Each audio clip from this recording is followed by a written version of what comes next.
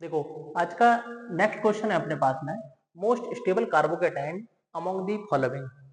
तो हमें कार्बोकेटाइन की स्टेबिलिटी को चेक करना है कि कौन सा कार्बोकेटाइन जो है वो मोर स्टेबल दे रखा है। हम चेक करते हैं पहले वाली ही सिचुएशन से। आप देखो पहली वाली ऑप्शन में ही हमें दे रखा है positive charge single bond, positive charge single bond,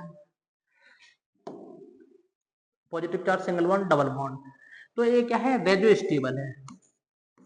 ये दे रखा है रेजो स्टेबल दे रखा है, ये रेजो स्टेबल है। मतलब रेजोनेंस के द्वारा ये क्या है, स्टेबल दे रखा है। Positive charge single bond double bond इसमें कॉन्जुगेशन में, तो एक रेजोनेंस के द्वारा स्टेबल है। जबकि इसमें देखो कोई रेजोनेंस अवेलेबल नहीं है और कार्बोकेटाइन दे रखे हैं, तो हम यहाँ पे हाइपर कॉन्जुगेशन की हेल्प से इनमें कंपैरिजन कर सकते हैं। तो आप देखें कि इसके जस्ट बगल वाला जो कार्बन है अल्फा कार्बन, इस पर कितने अल्फा हाइड्रोजन है। तो इस वाले कार्बन पर आप देखें तो 3 वैलेंसी तो कार्बनों के द्वारा कंप्लीट हो रही है, तो केवल और केवल एक वैलेंसी बाकी है। इसका मतलब केवल और केवल एक अल्फा हाइड्रोजन दे रखा है। इसमें देखो इसमें कितना दे रखा है, तो अपने पास में ए बी अल्फा कार्बन है और ए बी क्या है, अल्फा कार्बन है।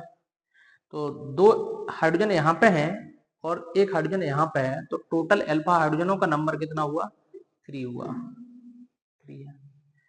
जबकि ए वाला जो कार्बोकेटाइन है ये क्या है, ये रेजो स्टेबल है। कैसे देखो, positive charge single bond double bond किसमें आएगा, कॉन्जुगेशन में आएगा। और इसके बाद भी यहाँ पे इसकी एक और रेजोनेटिंग स्ट्रक्चर्स बन सकती है। यहाँ से जैसे ही हमने जहां से बॉन्ड ब्रेक करेंगे वहां पे पॉजिटिव चार्ज आ जाएगा, बाकी का आपको वही सेम रहने वाला है। यहाँ से देखो positive charge single bond double bond फिर से कॉन्जुगेशन में आ गया, तो ए भी क्या है, रेजो स्टेबल है। रेजो स्टेबल कार्बोकेटाइन दे रखा है, रेजोनेंस के द्वारा स्टेबल है। तो आप देखें ए वाला और डी वाला क्या है, रेजो स्टेबल है, जबकि 2 वाला क्या है, हाइपर कॉन्जुगेशन के बेसिस पर देख रहे हैं। तो पहले यदि हम चेक करें यहाँ पे कि अपने पास में कि हाइपर कॉन्जुगेशन और रेजोनेंस में कौन स्ट्रॉन्गर इफेक्ट होता है, तो अपने पास में जो रेजोनेंस होता है वो रेजोनेंस मोर इफेक्टिव होता है किसके कंपैरिजन में, हाइपर कॉन्जुगेशन की कंपैरिजन में। हाइपर कॉन्जुगेशन की कंपैरिजन में रेजोनेंस इफेक्ट जो होता है वो मोर स्ट्रॉन्गर इफेक्ट होता है। तो यदि हम देखेंगे रेजोनेंस हमारे पास में सबसे ज्यादा किस में है, तो रेजोनेंस सबसे ज्यादा है हमारे पास में डी वाले ऑप्शन में, तो हमारा डी वाला करेक्ट आंसर होगा। ठीक है, लेकिन यदि हम बी और सी में हाइपर कॉन्जुगेशन के बेसिस पर देखें कि कौन मोर स्टेबल है, तो जिसमें अल्फा हाइड्रोजनों का नंबर ज्यादा होगा वो हमारा क्या होगा, मोर स्टेबल होगा। मतलब सी वाला मोर स्टेबल होगा किसके कंपैरिजन में, बी के कंपैरिजन में।